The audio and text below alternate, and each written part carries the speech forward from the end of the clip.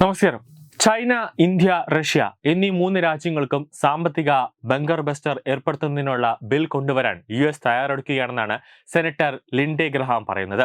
India, China, Russia എന്നീ മൂന്ന് രാജ്യങ്ങൾക്കും സാമ്പത്തിക പ്രഹരം നൽകാൻ ഡൊണാൾഡ് ട്രംപ് തീരുമാനിച്ചിട്ടുണ്ട്. പാർലമെന്റിൽ ഒരു ഉപരോധ ബിൽ കൊണ്ടുവരാനുള്ള തയ്യാറെടുപ്പുകൾ നടന്നുവരികയാണെന്നും US സെനറ്റർ ലിൻഡെ ഗ്രഹാം പറയുന്നുണ്ട്. ഇതിനെ അദ്ദേഹം സാമ്പത്തിക ബങ്കർ ബസ്റ്റർ എന്ന് വിശേഷിപ്പിക്കുകയാണ്.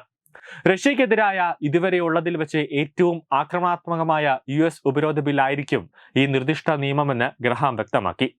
ഇത് ഇന്ത്യയും ചൈനയും ബാധിക്കും.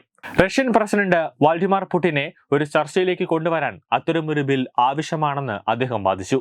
റഷ്യക്കെതിരായ പുതിയ ഉപരോധ bill 80-ലധികം US സെനറ്റർമാർ നിർദ്ദേശിച്ചിട്ടുണ്ടെന്ന് senator Graham അവകാശപ്പെടുന്നുണ്ട്.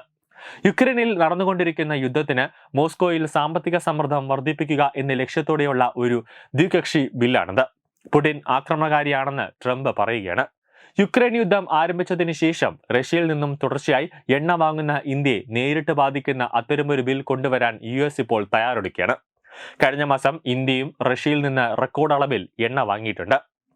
US സെനറ്റർമാർ കൊണ്ടുവരാൻ ഒരുങ്ങുന്ന ബില്ലിന് റഷ്യ ആക്ട് 2025 എന്ന് പേരിട്ടിരിക്കുന്നു. ഇതൊരു ദ്വികക്ഷി ബില്ലാണ്. ഈ ബില്ല് പാസാക്കാൻ എല്ലാ സാധ്യതകളുമുണ്ട് എന്നാണ് പുറത്തുവരുന്ന വിവരം. റഷ്യയിൽ നിന്ന് എണ്ണ, വാതകം, യുറേനിയം എന്നിവ ഇറക്കുമതി ചെയ്യുന്നത് തുടരുന്ന രാജ്യങ്ങൾക്ക് 500% വരെ താരിഫ് ഈടാക്കണമെന്ന് ബില്ല് നിർദ്ദേശം നൽകുന്നുണ്ട്. അവർ യുക്രൈന് നേരിട്ടുള്ള സൈനിക അല്ലെങ്കിൽ സാമ്പത്തിക സഹായം നൽകുന്നില്ലെങ്കിൽ ഈ ബില്ല് ഇന്ത്യക്ക് അപകടകരമാണെന്ന് തെളിയിക്കും. ഇന്ത്യയും ചൈനയും ബില്ലിൽ നേരിട്ട് പേരെടുത്തിട്ടില്ലെങ്കിലും യുക്രൈൻ യുദ്ധം ആരംഭിച്ചതിന് ശേഷം ഈ രണ്ട് രാജ്യങ്ങളും റഷ്യൻ എണ്ണയുടെ ഒഴുക്ക് തങ്ങളുടെ നേരെ തിരിച്ചുവിട്ടു. ഇന്ത്യയും ചൈനയും എണ്ണ വാങ്ങുന്നതിനാൽ പാശ്ചാത്യ രാജ്യങ്ങളുടെ ഉപരോധങ്ങൾ റഷ്യയെ കാര്യമായി ബാധിച്ചിട്ടില്ല എന്ന് വിശ്വസിക്കപ്പെടുന്നു. അതിനാൽ റഷ്യയിൽ മാത്രമല്ല അതിന്റെ സാമ്പത്തിക ജീവനാഡിയായ ഇന്ത്യയിലും ചൈനയിലും സമ്മർദ്ദം ചെലുത്താനുള്ള ഒരു നയത്തിൽ വാഷിംഗ്ടൺ ഇപ്പോൾ പ്രവർത്തിക്കുന്നുണ്ടെന്നാണ് ഈ ബില്ലിൽ നിന്ന് വ്യക്തമാക്കുന്നത്. ഈ ബില്ല് പാസ്സായാൽ ഇന്ത്യയുടെ ഭൗമരാഷ്ട്രീയ പ്രശ്നങ്ങൾ കൂടുതൽ വർദ്ധിച്ചേക്കാം. ഒരു വശത്ത് പതിറ്റാണ്ടുകളായി റഷ്യ അവരുടെ ഏറ്റവും വിശ്വസനീയമായ പ്രതിരോധ പങ്കാളിയാണ്. മറുവശത്ത് US-ഉമായുള്ള ഇന്ത്യയുടെ ബന്ധം ഇപ്പോൾ തന്ത്രപരമായ സഹകരണം, ക്വാഡ്, ഇന്തോ പസഫിക് എന്നിവയിലേക്ക് എത്തിയിരിക്കുന്നു. എന്നാൽ ഈ ബില്ല് US-ൽ പാസ്സായാൽ അത്തരം നിയമങ്ങൾ ഇന്ത്യയുടെ തന്ത്രപരമായ സ്വയംഭരണത്തെക്കുറിച്ചും ചോദ്യങ്ങൾ ഉയർത്തും. US-ന്റെ ഏറ്റവും വലിയ തന്ത്രപരമായ എതിരാളിയും റഷ്യയുടെ ശക്തമായ സാമ്പത്തിക പിന്തുണക്കാരുമായി ചൈനയും ഈ ബില്ല് ലക്ഷ്യമിടും. റഷ്യയിൽ നിന്ന് ഗ്യാസ്, കൽക്കരി, യുറേനിയം എന്നിവയുടെ പ്രാധാന്യം വാങ്ങുന്ന രാജ്യമാണ് ചൈന. യുവാൻ റുബിൾ അധിഷ്ഠിത വ്യാപാരം അതിവേഗം വളർന്നുകൊണ്ടിരിക്കുകയാണ്.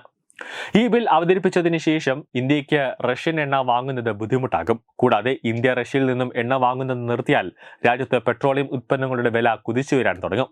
അതായത് ട്രംപ് ഭരണകൂടം വീണ്ടും ഇന്ത്യയെ ബുദ്ധിമുട്ടിക്കാൻ ശ്രമിക്കുന്നുണ്ട് എന്നതാണ് യാഥാർത്ഥ്യം. അതുകൊണ്ട് തന്നെയാണ് റഷ്യയും ഇന്ത്യയും കൂടെ ട്രംപിനെ ഏത് രീതിയിലും അടിച്ചമർത്താൻ അല്ലെങ്കിൽ ട്രംപിനെ അവിടെ നിന്ന് അമേരിക്കയിൽ നിന്നും ഓടിക്കാനുള്ള ഓരോ തന്ത്രങ്ങളും നോക്കുന്നത്. വരും ദിവസങ്ങളിൽ അങ്ങനെ ഒരു ആലോചന രണ്ട് രാജ്യങ്ങളുടെയും തലയിലേക്ക് ഒരു ചർച്ചയിലേക്ക് വരും. അവരുടെ ഒരു ചർച്ചയിലേക്ക് എത്തുമെന്ന കാര്യത്തിൽ യാതൊരു സംശയവുമില്ല. കാരണം ട്രംപ് ലോകരാജ്യങ്ങൾക്ക് മുഴുവൻ ഒരു ശല്യമായി മാറിക്കൊണ്ടിരിക്കുന്നു എന്നതാണ് വസ്തുത. ന്യൂസ് ഡെസ്ക് തത്തമൈ ന്യൂസ്.